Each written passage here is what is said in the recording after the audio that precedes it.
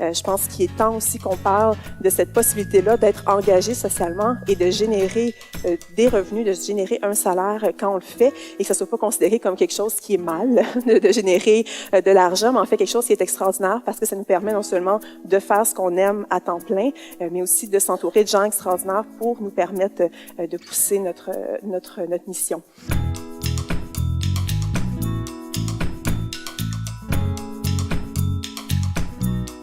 Je m'appelle Christine Renaud, cofondatrice et directrice générale de E180. E180 est une entreprise sociale qui développe des outils de jumelage permettant à des gens aux intérêts similaires de connecter pour aller prendre un café, pour apprendre quelque chose de nouveau ou partager leurs connaissances. Notre outil de travail principal, notre produit principal, c'est e180.com, un site de jumelage où des milliers de personnes ont généré des centaines de rencontres d'apprentissage par les pairs dans des cafés à Montréal, à Québec, mais aussi à New York, San Francisco et Paris. On est une entreprise sociale. Notre but en ce moment, c'est vraiment d'offrir la plateforme de E180 gratuitement. Ce que les gens font, en fait, juste pour un peu l'histoire, c'est de se créer un profil, un peu comme on le ferait sur un site de rencontre.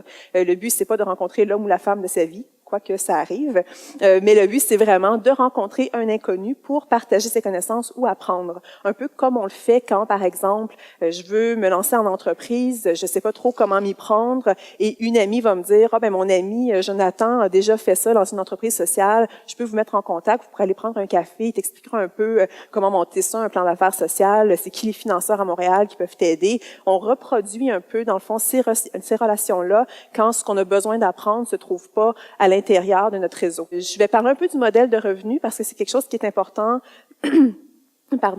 pour moi en tant qu'entrepreneur social et enseignante en entrepreneuriat social. Je pense qu'il est temps aussi qu'on parle de cette possibilité-là d'être engagé socialement et de générer des revenus, de générer un salaire quand on le fait et que ça soit pas considéré comme quelque chose qui est mal de générer de l'argent, mais en fait quelque chose qui est extraordinaire parce que ça nous permet non seulement de faire ce qu'on aime à temps plein, mais aussi de s'entourer de gens extraordinaires pour nous permettre de pousser notre mission. Donc, au niveau de 180, comment on génère des revenus? C'est toujours la question que les gens posent, puis avant que vous me la posiez, je vais vous expliquer. Donc, on génère l'application, la plateforme 180.com de façon gratuite et on développe des plateformes sur mesure pour des entreprises, pour des conférences, des congrès qui veulent permettre à leurs participants de connecter dans le cadre, par exemple, d'un événement pour faciliter des rencontres d'apprentissage par les pairs dans le cadre d'événements où, par définition, on est tous ici pour discuter d'un sujet, pour se faire des contacts par rapport à un sujet donné. Comment est-ce que nous, on peut faire en sorte que ça soit moins malaisant que de se promener avec son petit verre de vin dans un événement de réseautage en espérant tomber sur la bonne personne? Comment est-ce qu'on peut vraiment dévoiler les connaissances des gens présents, les besoins d'apprentissage des gens présents et connecter ces gens-là, encore une fois, pour des rencontres un à un, des rencontres très flexibles de partage d'expériences, de connaissances où on apprend et on partage des connaissances simultanément. Donc, c'est notre façon de générer des revenus pour l'instant.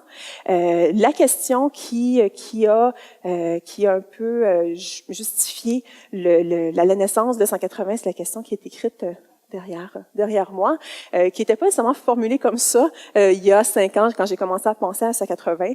À ce moment-là, c'était vraiment de dire mais j'avais fait des études en éducation, je trouvais que le système éducatif répondait pas vraiment aux besoins d'apprentissage des enfants ni aux besoins de connexion des adultes qui enseignent. Je suis allée faire une maîtrise à Boston pour pouvoir développer ma propre école alternative et finalement, je me suis ramassée à New York comme productrice de podcasts dans une maison de production qui se concentre sur l'éducation aux États-Unis.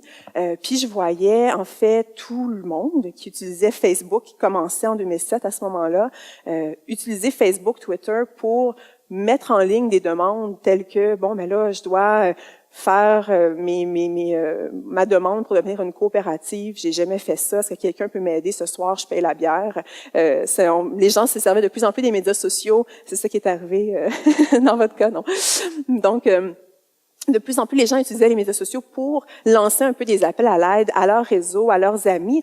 Mais ce qui se passe, c'est qu'après 2 heures, cette demande-là, elle est un peu ensevelie sous la mode contenu. Puis là, on n'a pas trouvé, il est trop tard. E180 permet d'archiver ces offres et demandes de connaissances et de connecter les gens. Donc, c'est quelque chose qui est né d'un besoin là, que j'avais observé comme apprenante moi-même dans le cadre de ce travail-là. Et la question que je me pose régulièrement en tant qu'éducatrice moi-même, parce que je suis enseignante de formation, c'est comment est-ce qu'on peut justement faire en sorte que l'entrepreneuriat soit pas quelque chose qu'on fait malgré l'école, autant au primaire qu'à l'université, mais comment est-ce qu'on peut faire en sorte que l'entrepreneuriat soit quelque chose qu'on fait grâce à l'école? Comment est-ce qu'on peut faire en sorte que l'école devienne un incubateur d'entrepreneurs où on peut, en fait, comme vous le faites ici, je trouve qu'il y a vraiment une pratique qui est intéressante, comment est-ce qu'on peut utiliser les contenus scolaires mais dans un but qui soit vraiment de supporter des projets qui ont un impact réel dans la communauté, soit par la forme d'implication sociale ou vraiment d'entrepreneuriat, de créer des entreprises qui vont avoir un impact important dans la communauté. Ce que j'ai appris en tant qu'entrepreneur social, je pense qu'il est utile pour des jeunes entrepreneurs qui sont en train de bâtir leur entreprise. Puis je pense qu'il peut être impliqué ou intégré dans des programmes de formation. C'est la nécessité de bâtir rapidement, quand on a une idée entrepreneuriale, un prototype. On en parlait encore une fois avec Julie, avec qui j'ai parlé un peu plus, donc je réfère à toi beaucoup. Mais donc, l'idée de dire, qu'est-ce que c'est qu'un prototype? C'est la plus simple expression de mon idée d'entreprise grandiose. Donc, on parle d'un centre avec des pieds carrés à gérer, avec des machines à gérer, avec un aspect de sécurité. C'est gros. Puis là, si on se dit, OK, il faut que je mette ça sur pied, ça peut être un petit peu, on peut se sentir dépassé rapidement par l'ampleur du travail à accomplir. Donc, pourquoi pas commencer par un projet de plus petite envergure qui va nous permettre de tester une hypothèse, qui va nous permettre, une fois qu'on a une confirmation d'une hypothèse qu'on a validée, qui va nous permettre d'aller chercher du financement, d'aller chercher des ressources pour mettre en place notre idée grandiose qui va peut-être engager plusieurs personnes, qui va nécessiter des dizaines, des centaines de milliers de dollars à implanter. Mais ça commence avec l'idée d'un prototype. Ça commence avec l'idée de dire quelle est, je me répète, la plus simple expression au niveau d'un produit ou d'un service que je pourrais mettre en place pour tester cette grande idée-là, l'hypothèse qui sous-tend cette grande idée-là de changement social que j'ai en tête. En tant qu'entrepreneur, c'est quelque chose que j'ai appris et que j'utilise quotidiennement dans mon travail. Deuxième apprentissage qui est important, c'est l'idée de la collaboration. Pour nous, on voit, et surtout en tant qu'entrepreneur social, on voit peu de compétition. Je travaille encore sur mon plan d'affaires pour une ronde de financement, puis quand on arrive à l'analyse de la compétition, c'est toujours un peu, je dirais pas difficile, mais on aborde beaucoup la compétition comme des collaborateurs potentiels. Donc, au lieu de s'imaginer comme compétitionnant avec des gens constamment, c'est de dire qu'est-ce que nous, on a développé qui a une valeur qui est vraiment unique et puis comment est-ce qu'on peut collaborer avec des organisations qui peuvent peut-être faire un travail similaire, mais qui ont définitivement des approches, des services, une équipe qui est différente de la mienne. Comment est-ce qu'on peut mettre nos forces ensemble pour bâtir quelque chose qui soit nouveau, pour innover, pour aller de l'avant, sans se voir nécessairement comme des compétiteurs. Donc, au niveau de la collaboration, même dans la définition des services chez E180, c'est quelque chose qui est au cœur de ce qu'on fait. C'est l'idée de dire, au lieu de travailler tout seul de notre côté pendant une année pour développer un nouveau service, puis de le lancer dans un marché, pourquoi est-ce qu'on collabore pas avec les gens qui vont utiliser ce service-là pour mettre en place un service qui d'ores et déjà répond à des besoins parce qu'on l'a développé avec des gens qui ont le besoin auquel on essaie de répondre avec les services qu'on va lancer. Donc, cette idée-là de collaboration est vraiment au cœur de ce que je crois qui devrait faire partie d'un programme de support d'entrepreneurs émergents. Et l'autre idée, c'est l'idée de sortir du Québec, de voyager, de vouloir travailler avec les meilleurs au monde, de s'inspirer des meilleurs au monde, de tisser des liens de collaboration, de tisser des liens d'apprentissage, de partage de meilleures pratiques avec les gens qui font ce travail similaire au vôtre partout dans le monde et qui sont les meilleurs dans ce qu'ils font.